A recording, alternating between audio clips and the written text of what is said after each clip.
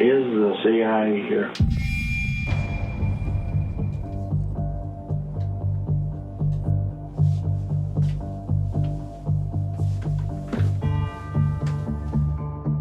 Once we recovered these emails and started going through them and seeing all the CIA stuff, when Jamie asked, is the CIA here, that's when that started to make sense to us. I knew this was not a CIA agent. I knew this wasn't an agent of any sort. It was obvious to me very early that Chris was Janelle.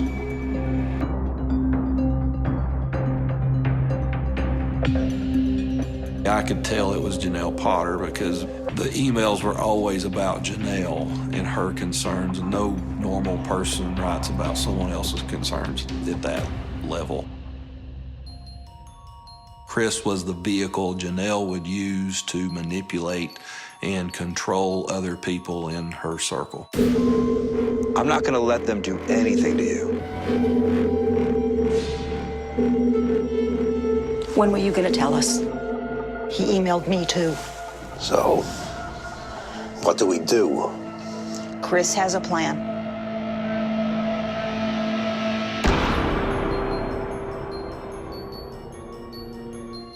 She used the fictitious person to infiltrate people's lives and get them to respond.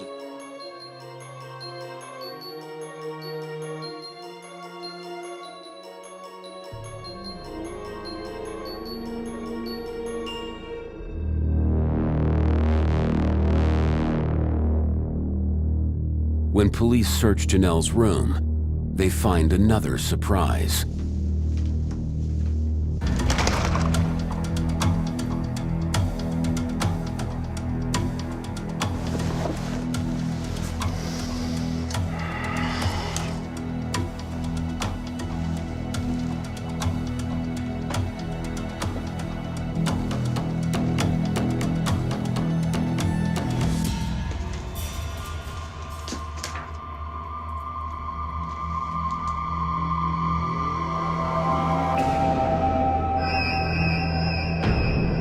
I think one of the biggest things that was found during the execution of the search warrant at the house was some photographs of Billie Jean and some of her friends. These pictures appeared to be printed off from an email or internet.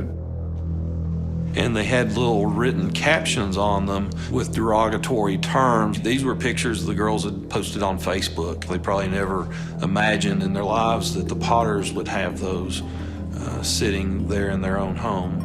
Janelle, you got something to say about these?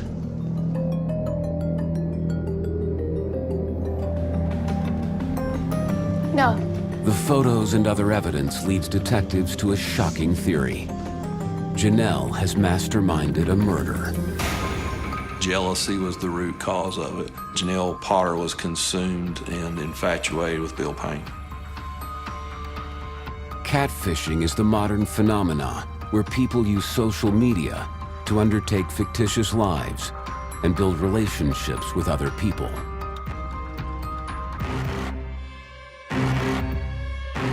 In this case, Janelle Potter had catfished everyone around her. She had taken this fictitious Chris individual and ensnared them into her trap and made them believe this identity, and eventually got them to do what she wanted.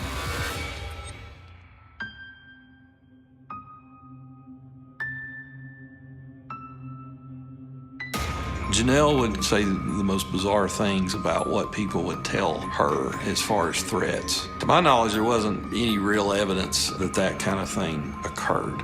Whether it was perceived or real, Barbara and Buddy felt that there was a threat against Janelle and their family. I think in a situation like this, any rational person would not have believed this entire CIA story.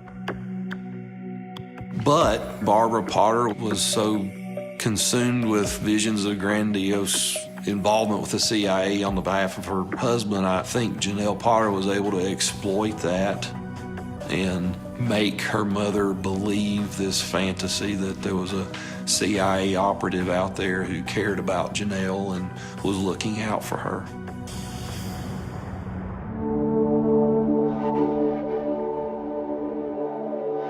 I thought, she's crazy, she's evil. No person in their right mind could have schemed up something like this.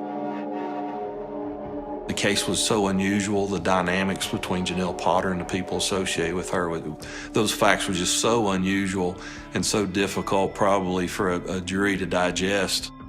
To be able to achieve verdicts where they understood where I was coming from, I was proud of that.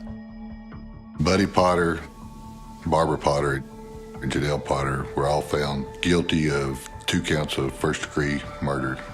They were sentenced to 2 concurrent life sentences, which means they had to serve at least 51 years before they're eligible for parole. Jamie Curd pled guilty to 2 counts of facilitating first-degree murder and received a 25-year sentence with the possibility of parole. Honestly, I feel like they need the death penalty, is what I feel like. But then being in prison, it makes me feel a little bit better since they're not out here, that they are serving time for what they did. I